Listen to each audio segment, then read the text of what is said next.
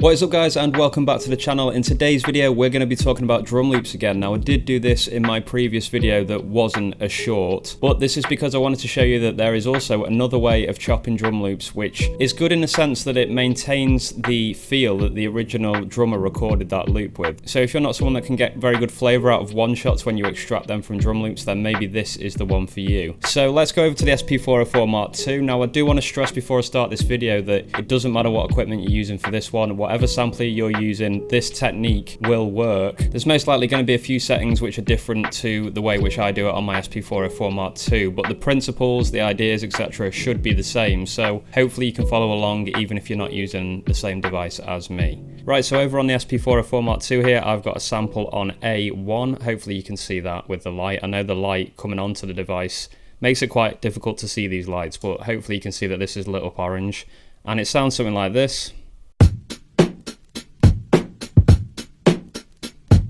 Nice. So what we're going to do with that loop is we're going to take that, we're going to chop it up into sections instead of one shots, in a way which means we can play that loop back perfectly to ourselves, even though it's chopped up into different parts. Having it in different parts also means that we have the flexibility to be able to change the pattern that we play with, and then it doesn't sound exactly like the original record, which is exactly what we want to do. So you could go ahead and use time to chop this in all individual parts equally, but I prefer to just do this manually, so that's up to you if you want to go ahead and use the time. If you are going to do it with the time way of chopping things, just make sure you've got a perfect loop. That will make things a lot easier. I don't need to, so I've just got a 2-bar loop which is quite rough, and what I'm going to do here is go straight into chop, which is shift and chop.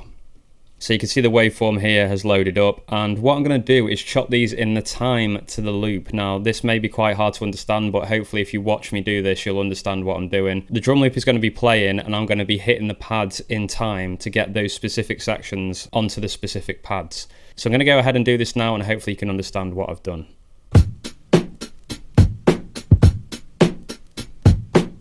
Okay, so that's gone pretty well, but I am 90% sure that when I play these back, they're not going to be perfect. So let's have a listen to what I've captured there with these chop marks. So you can already hear there on pad 2, I haven't quite got the snare, it's a bit too late. That one was better. So there's some work to do there with the adjustment, so I'm going to go in and let's start with 2 and adjust this one. Let's zoom in. And I'm just going to stick to chopping these exactly where they need to be for now. If you're at a more advanced level of chopping drums, you can leave dead space before your hits like this to add more flavour and feel. But I'm going to go ahead and just leave these completely butted up to the waveforms, and that way we'll get a nice tight groove. So that's the first one done.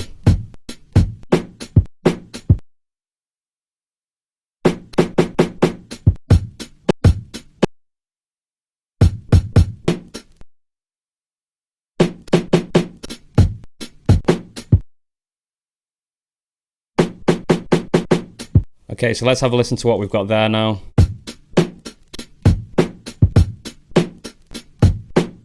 And hopefully, as you can hear there, those drums are starting to sound a lot better now, and we can actually play the original drum pattern across the pads.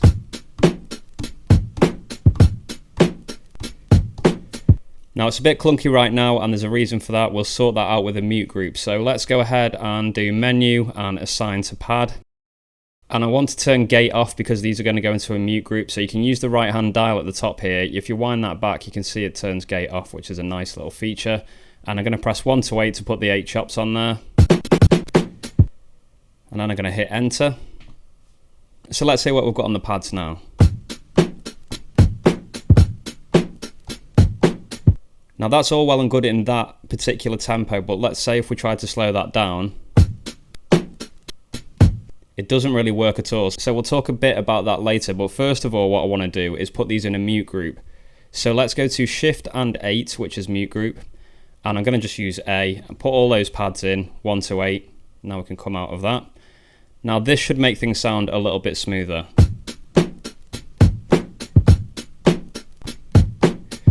And there we go, that's sounding a lot better already, but again, if we try and play that at a different tempo,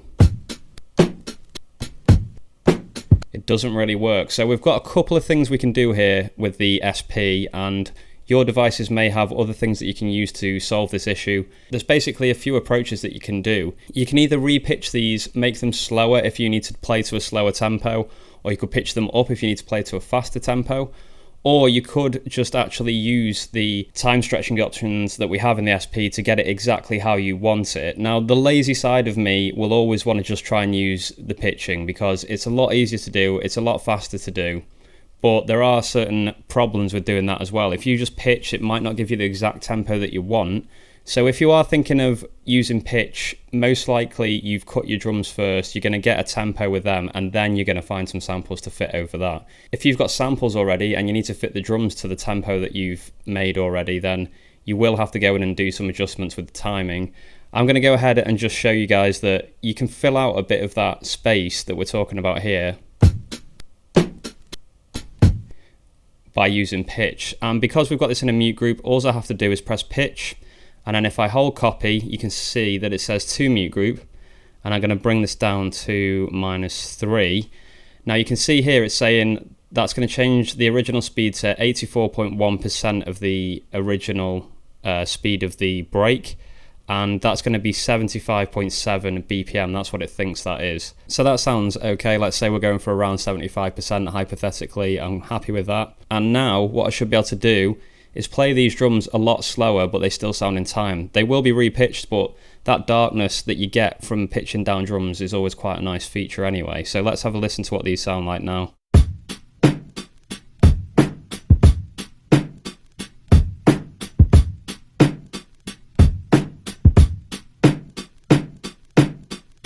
So they're sounding really, really nice. I really like the sound of those. And like I mentioned, if we did want to play around with the pattern, we can do that as well. So we could do some variations like this. Now I'm going to just try these on the fly. So if I get this horribly wrong, I do apologise, but hopefully I can get some good sounds going here. So let's have a go at this.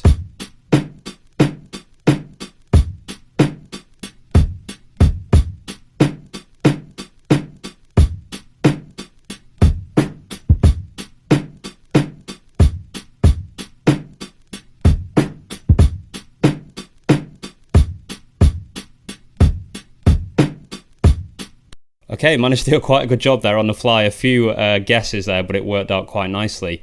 So now those are obviously ready to go on a pattern. If you wanted to record those into a pattern, you could do. You would probably choose around 75 BPM and then maybe do some more adjustments to that.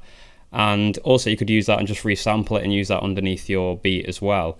So something else that we could do on top of this is do some work on the effects and the sound of the drums to make them sound a little bit better. So one thing I'm going to do is go into my effects settings and straight away add one of my favorites, which is 303 vinyl sim, which is basically just using the compressor and some isolator as well. So let's come back out and hear these.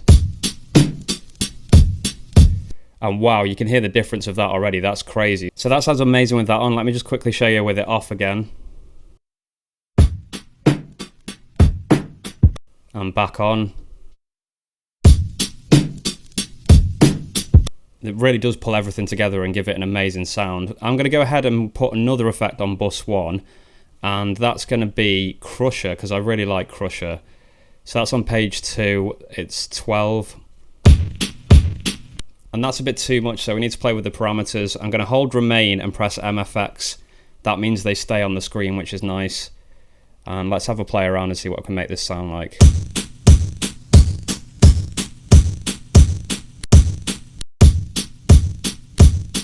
And what I'm trying to get here is the essence of the older samplers of the golden era, so the SP1200 for example. I want to get some of that bit crush on there and make it sound a little bit more metallic and give it that little ring that we get. So let's see what this sounds like now.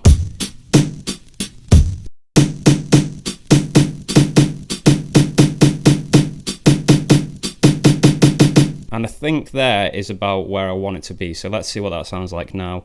Chopped in the mute group. Stretch the right tempo that we want. This is a hypothetical tempo, obviously. We've put the effects on and we've put Crusher finally on the top, and this is the final result.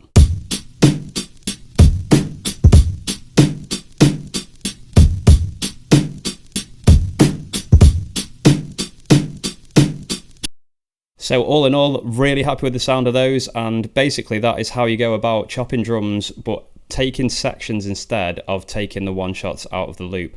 Like I mentioned earlier in the video, it really does mean that you keep that flavour of the original drummer that recorded that loop, and in that respect it's quite unique. If you take one shots, then it's down to you again to put all the flavour in the drums, but sometimes it is quite nice to just pinch that flavour off the original drummer and use that in your drums and get their swing and groove. So I hope this video was useful, guys. If you're not someone that likes doing chops and stuff like this, then you should definitely check out my packs on spvids.com. They're all one shots in WAV format, and as soon as you purchase them, you can download them and start using them straight away. That's an alternative to having to chop drums like this. Even though this is kind of the proper way of doing things, it is very time consuming, and sometimes one shots are just a better idea in general. But yeah, that's another way of chopping up drum breaks. So I hope this video was useful, and I will be back with more content very soon.